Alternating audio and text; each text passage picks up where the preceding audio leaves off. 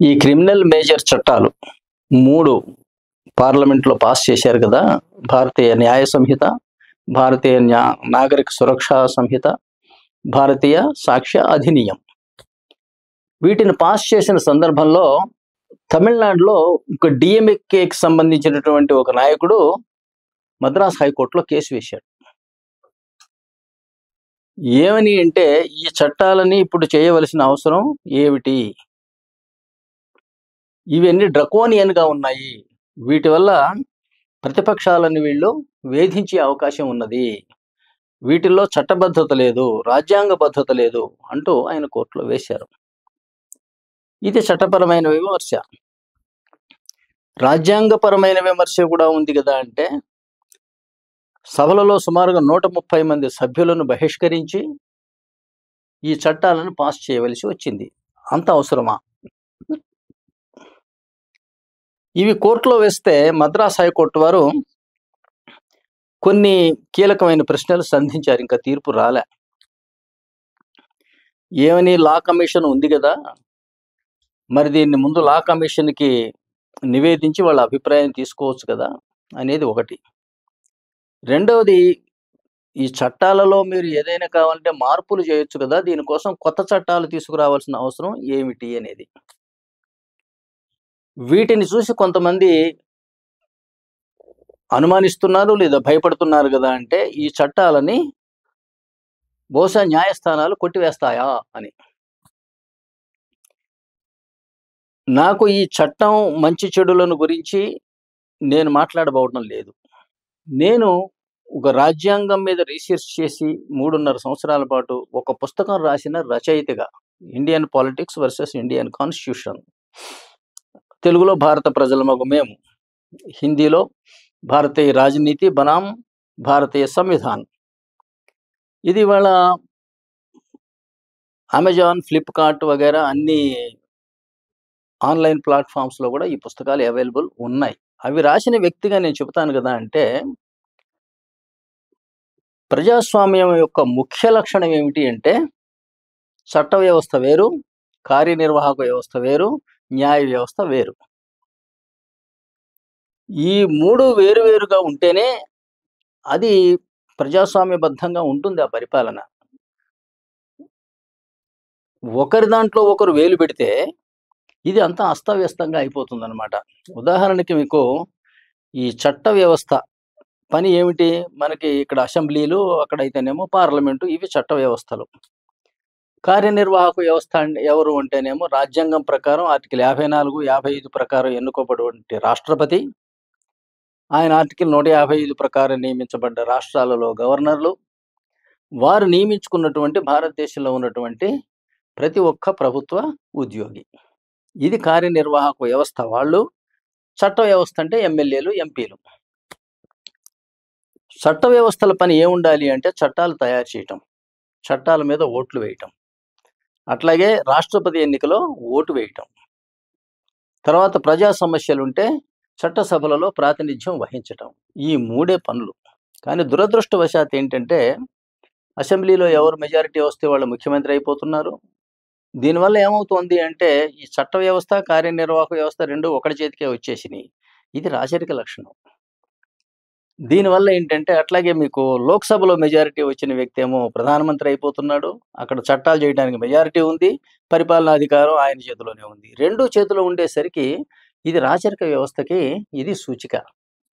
దీంట్లో ఏం జరుగుతుంది? ఎప్పుడైనా ప్రతిపక్షాలని జైళ్లలో పెడతారు, వేధిస్తారు, వాళ్ళ ఆస్తులు, ఆర్థిక మూలాల మీద దెబ్బ కొడతారు. వాళ్ళని కానిస్టేబుల్ తోటి, కార్యకర్తతో కొట్టిస్తే కూడా ఏం జరగదు. పోలీసులు కేసు పెట్టలేరు, ఎందుకంటే వీళ్ళ చేతి కిందనే పనిచేస్తారు పోలీసులు కూడా. అందువల్ల ఈ కార్యనిర్వాహక వ్యవస్థ సభలో మెజారిటీ ఉన్నవాడి చేతికి రావటం వల్ల అరాచకం, ఆటవికం, అప్రజాస్వామ్యకం, రాజ్యాంగ విరుద్ధం. రాజ్యాంగంలో ఇలా లేదు. ఇలా అమెరికా మనకు చక్కటి ఉదాహరణ ప్రజాస్వామ్యానికి. అక్కడ పరిపాలించేవాడికంటే అమెరికా అధ్యక్షుడికి అమెరికా పార్లమెంట్లు, కాంగ్రెస్ అంటారు, అందులో మెజారిటీ ఉండదు, ఉండకూడదు కూడా. అట్లాగే ఏంటంటే, రాష్ట్రాలను పరిపాలించే గవర్నర్లకి అమెరికాలో రాష్ట్ర అసెంబ్లీల్లో మెజారిటీ ఉండదు, ఉండకూడదు కూడా. మెజారిటీ ఉంటే మీకు అధికారం మీ చేతికొస్తుంది అన్న భావన ఉంటే ఏమవుతుంది అంటే, ఆ మెజారిటీ సపోజింగ్ తెలంగాణలో 60 మందిని గెలిపించుకుంటే ఈ రాష్ట్రం నా సొంతం అవుతుంది. ఈ గెలిపించుకోవటం కోసం ఏంటంటే తెగించి నేను తలా 30 కోట్లు పెట్టుబడి పెట్టి, ఒక 1000-1500 కోట్లు పెట్టుబడి పెట్టి గెలిపించుకున్నాను అనుకోండి. నాదే సర్వం సహా. నాది ప్రధానమంత్రి నన్ను ప్రశ్నించడానికి వీల్లేదు. లోకల్‌లో పోలీసులు వగైరా మొత్తం నా చేతిలోనే ఉంటారు. ఈ రాష్ట్రాన్ని నేను చెరబట్టి పిండి పారేయగలను. ఇలా జరుగుతోంది. అట్లాగే పోనీ ఇతర పార్టీల్లో గెలిచిన వాళ్ళనైనా తలా 50 కోట్లు ఇచ్చి మళ్ళీ నా పార్టీలోనే చేర్పించేసుకుంటే, నేను అసెంబ్లీలో చేసిన చట్టాలను ప్రశ్నించే నాదుడేడి? నా పరిపాలనలో నేను చేసే పిచ్చి పనులను ప్రశ్నించేవాడేడి? అందువల్ల మరి ప్రజల గతేమిటి? నేను ఇష్టం వచ్చినట్టు పన్నులు పెంచివేసి అరాచకంగా పరిపాలన చేస్తుంటే, ప్రజలు హాహాకారాలు చేస్తుంటే, ప్రజల గురించి పట్టించుకునే నాదుడు ఎవడుంటాడు? అందరూ నా పార్టీలోనే ఉంటే. ఇది అందువల్ల భారతీయులు ప్రజాస్వామ్య వ్యవస్థను గాని, భారత రాజ్యాంగాన్ని గాని, ప్రజాస్వామ్యం అంటే ఏమిటన్న భాషను గాని వీళ్ళు అర్థం చేసుకోలేదని నేను నిస్సంకోచంగా చెప్తాను. భారతదేశంలో ఏ వ్యవస్థ కూడా అర్థం చేసుకోలే రాజ్యాంగాన్ని, ప్రజాస్వామ్యాన్ని. ఉదాహరణకు మీకు ఇక్కడ ఈ చట్టాలు చేసే సందర్భంలో చట్టాలు ఎలా జరుగుతాయి? ప్రభుత్వాలు చట్టాలు చేస్తాయి అనేది అది ఒక అజ్ఞానానికి సంబంధించిన మాట. ప్రభుత్వాలు చట్టాలు చెయ్యవు. ప్రభుత్వం అంటే చెప్పాను కదా, గవర్నరును, ఎంప్లాయీస్ వాళ్ళు చట్టాలు చేయరు. చట్టాలను చట్టసభలు చేస్తాయి. ఈ చట్టసభల్లో గవర్నర్‌కి మెజారిటీ ఉండదు, ఉండకూడదు కూడా. అట్లాగే లోక్‌సభలో రాష్ట్రపతికి మెజారిటీ ఉండకూడదు. ఉండకుండా ఉంటే అది అత్యుత్తమమైనటువంటి ప్రజాస్వామ్యం. మెజారిటీ ఉంటే ఏమవుతుందంటే ప్రతిపక్షాల అణిచివేతకు దారితీస్తుంది. ఇది మనం తప్పుగా అర్థం చేసుకుంటున్నాం. రాజ్యాంగంలో ఎలా ఉందనుకుంటున్నారు? ప్రజలందరూ కలిసి ఎమ్మెల్యేలను ఎన్నుకుంటారు. ప్రజలేమో లోక్సభ సభ్యులను కూడా ఎన్నుకుంటారు. ఈ ఎమ్మెల్యేలందరూ కలిసి రాజ్యసభ సభ్యులను ఎన్నుకుంటారు. ఈ ముగ్గురును కలిపి ఎలక్టోరల్ కాలేజ్ అంటారు. వీళ్ళు ఆర్టికల్ 54, 55 కింద రాష్ట్రపతిని ఎన్నుకుంటాడు. ఆయన ముఖ్య కార్యనిర్వాహక అధికారి భారతదేశానికి, సర్వసైన్య అధ్యక్షుడు. భారతదేశంలో ప్రతి ఒక్కడు ఆయన నియమించే మనుషులే. ఆయన తప్పితే ఎన్నికైన కార్యనిర్వాహకాధికారి భారతదేశంలో మరొకడు లేడు, ఒక్కడే. అందువల్ల ఈ కంట్రీ యూనిటరీ. కానీ దీన్ని మనం ఫెడరల్ అని పొరపాటును తప్పుగా అర్థం చేసుకొని రాష్ట్రాల మధ్య ఘర్షణలు, రాష్ట్రానికి కేంద్రానికి మధ్య ఘర్షణలు, ప్రాంతీయ పార్టీలు, కుల పార్టీలు, కుటుంబ పార్టీలు, అంతులేని అవినీతికి దారితీసి చివరికి మెంబర్లని అక్కడ ఇక్కడ రిసార్ట్స్‌లో దాచిపెట్టి తీసుకొచ్చి విప్పు జారీ చేసి చూపించి ఓటేయండిరా అని చెప్పి అట్లా ఓటేయించుకొని గెలిచి ముఖ్యమంత్రులయ్యి ఈ పరిపాలనలో సాగిస్తూ ఉన్నారు. ఇది ఎప్పుడైనా సరే భారతదేశ యూనిటీ, ఇంటిగ్రిటీ, సోవరెనిటీకి ఇవి మాత్రం తప్పనిసరిగా ఏదో ఒక రోజు ప్రమాదంగా పరిణమించి తీరతాయి. ఇలాంటి పార్టీలకి పార్లమెంటులో ఉభయ సభలలో 2/3 మెజారిటీ వచ్చిన రోజున భారతదేశాన్ని 30 ముక్కలుగా చేసుకుందామని తీర్మానం రాసుకుంటారు. ఎవరికి వాళ్ళు అందరూ ప్రధానమంత్రులు అవ్వచ్చు కదా. ఈ ప్రధానమంత్రి ఫోబియా ఉంది భారతదేశంలో. అసలు అధ్యక్షుడు, అత్యంత ఎన్నికైన ఏకైక వ్యక్తి రాష్ట్రపతి, ఆయన అధికారి, ఆయన పరిపాలించాలన్నటువంటి నాలెడ్జ్ లేక ఎవరికి వాళ్ళు ప్రధానమంత్రి అయితే బాగుండు అనుకుంటున్నారు. ప్రధానమంత్రి అంటే ఒక చక్రవర్తి అనమాట. తిరుగులేని ఇష్టం వచ్చినట్టు నిరంకుశంగా పరిపాలించే అవకాశం. అక్కడ ప్రధానమంత్రి, ఇక్కడ ముఖ్యమంత్రి.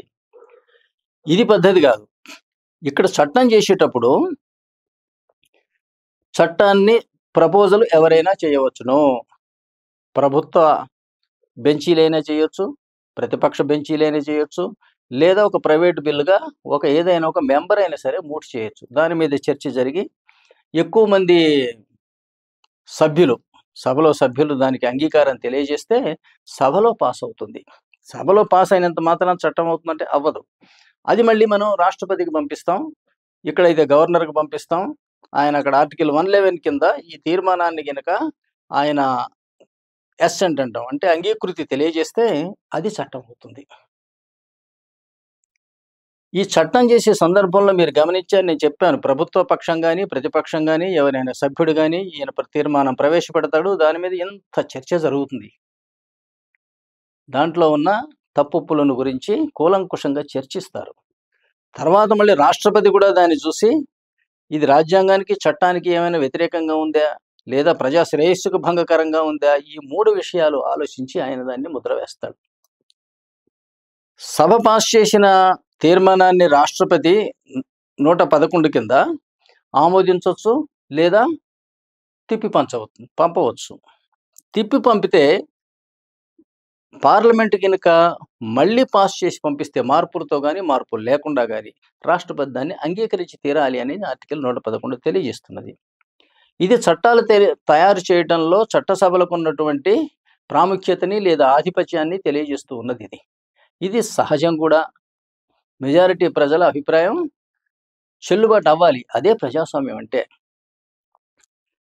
సరే, ఇంత మేము చట్టం చేసాము, మేము ప్రజల మధ్య మేము సభ్యుల మధ్య కుమ్మక్కయ్యామా, లేదా రాష్ట్రపతి గారు పొరపాటునిచ్చాడా, ఏదైనా జరగాలి. ఇంత చర్చ జరిగిన తర్వాత కూడా ఈ చట్టం కింద నచ్చకపోతే దీని మీద తీర్పు ఎవరు చెప్తారో తెలుసండి? ఫైనల్గా తీర్పు చెప్పేది న్యాయస్థానాలు కాదు, ప్రజలు చెప్పాలి.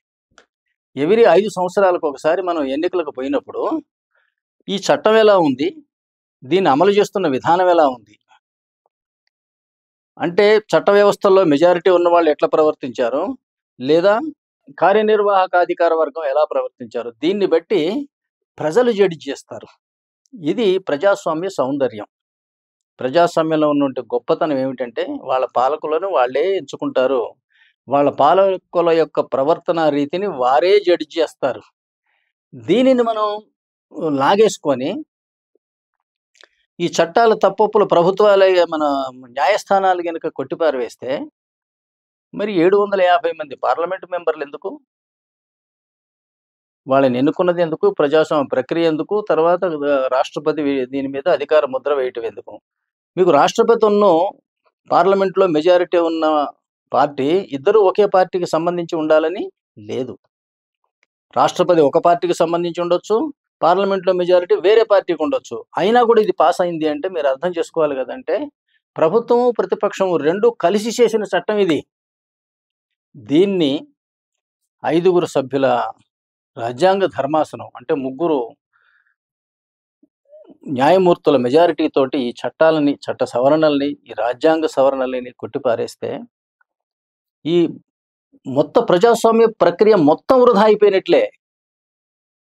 ఒక్కొక్కళ్ళు పార్లమెంట్ మెంబర్ అంటే 25 లక్షల మంది జనాభాకి సమాధానం చెప్పవలసిన వ్యక్తులు. 750 మంది వివేచన కలిస్తేనే అక్కడ ఒక చట్టం తయారైంది. దానికి మళ్ళీ రాష్ట్రపతి ఆమోదం తెలియజేస్తే, అందువల్ల పైగా వీటిని జడ్జి చేయడానికి ప్రజలు ఉన్నారు నెక్స్ట్ ఎలక్షన్స్లో. ఈ ప్రక్రియను ఏంటంటే న్యాయస్థానాలు చేతుల్లోకి తీసుకోవడం అనేది ప్రజాస్వామ్యబద్ధం కాదనేది నా అభిప్రాయం.